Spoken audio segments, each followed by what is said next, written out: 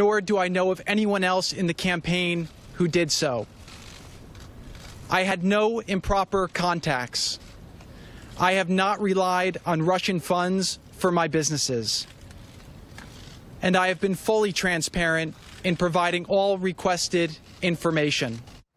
Scott, you do a lot of digging about Jared Kushner and his business dealings in Russia. Is any of that true? No. He colluded with Russia. I think that's been proven at this point.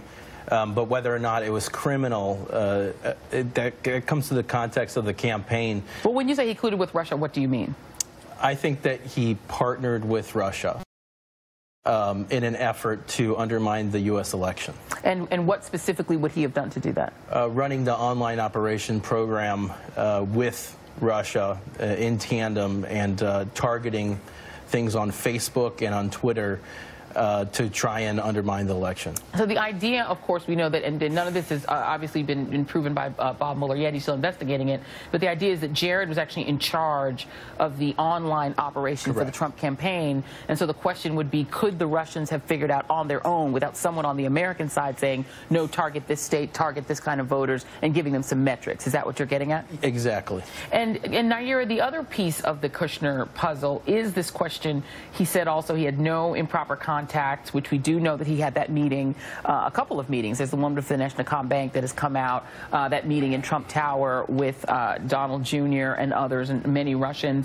It's not clear what we don't know what they talked about in those meetings, but is there at least a circumstantial case here that some of what these meetings were about was 666 Fifth Avenue? This is generally why you don't mix family, politics, and business, right? This is part of what the Emoluments Clause was going at, because we don't want the United States, the presidency, to be operating the way these kleptocracies operate in Russia and elsewhere around the world. So this is already problematic for us culturally in the United States, and that's essentially what the Mueller investigation is getting into. And they're getting into it in partnership with the State Attorney General of New York, and that's key, particularly when we talk about the 666 building, because that's New York real estate issues, which then allows a state crimes, right, or potentially the state challenges to be coming if a federal investigation on, say, Manafort gets pardoned by Donald Trump as president.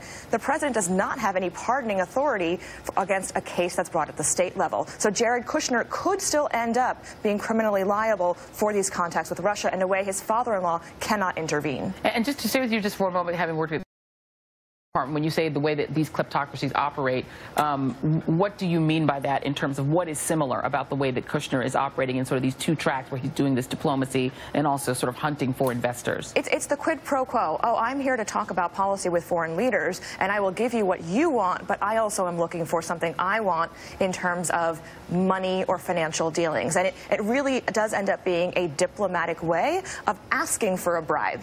Yeah, and Fernand, you know, the political sort of peril that Donald Trump is in here is this is family, right? Jared Kushner is not just an advisor he can easily just distance himself from. He could fire him, but he'd still be family.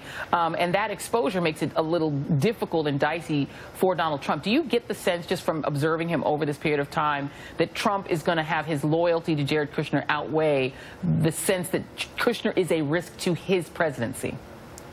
Well, I think he'll show Jared the same loyalty he showed to his two wives, mother of his children. He cheated on them both. He dumped them both.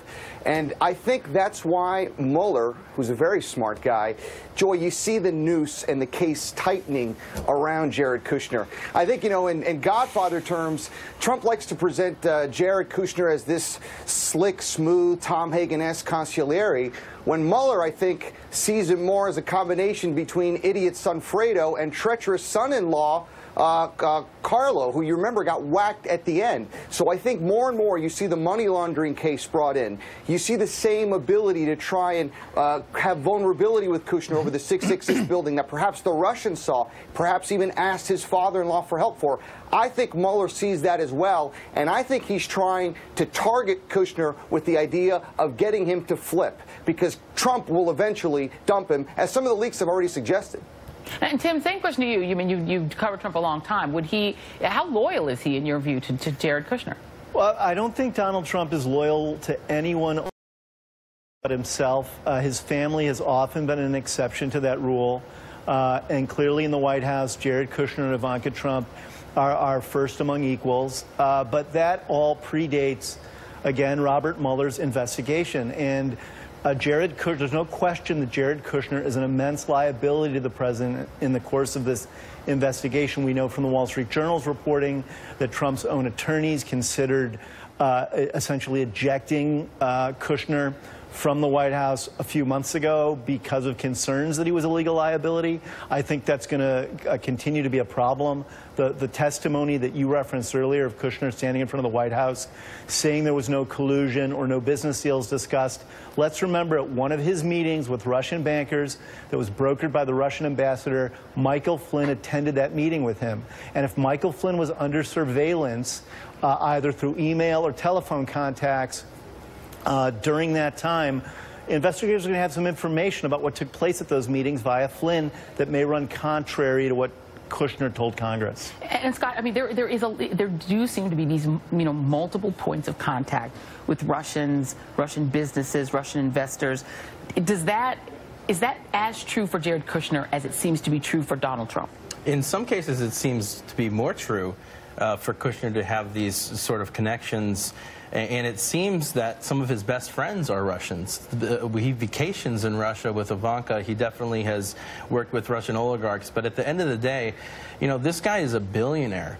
He's not a guy that doesn't have lawyers look at every single thing that he's ever done. So when you submit paperwork that leaves out over 100 foreign contacts and meetings, there's something sinister there. Yeah, and Nayyera, obviously that's the sort of, it's the inescapable problem they have, is that he actually did fill out these forms, leave out over 100 contacts. And it is difficult to forget of having met that many foreign officials, and if anything, that should point to the first step being revoking a security clearance, because he is sitting in the West Wing right now with active access to high intelligence, and then can turn around and hand it off to people so that he can potentially get money for his building. And Fernand, you talked to some of the Republican members of Congress from down there in Florida. Why is there not a call for Jared Kushner to lose his security clearance?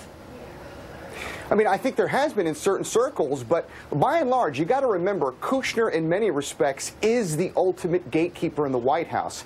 Trump has basically made him and presented him as this wonderkind who was going to solve every problem in the administration, the center of the spoke of the wheel, and that's why I think all aspects keep coming back to him. But, Joy, if I could, I'd like to come back and let the viewers, remind the viewers of a really interesting development in the Mueller case here. It seems more and more that this is being set up as a showdown to target two: Donald Trump Jr. and Jared Kushner. Now we see the noose again tightening around Kushner. And this speaks to me about a focus here to try and get one to flip on the other. And that's why this question that you asked earlier, the right question, where are Trump's loyalties here? I think at the end of the day, blood's going to be thicker than water, and you're going to see Donald Trump Jr. try and eventually turn on Kushner unless Mueller gets to him first. The plot thickens, and we will definitely be watching a great panel. Thank you, guys. Tim O'Brien, Scott Dworkin, Nayyera Haq.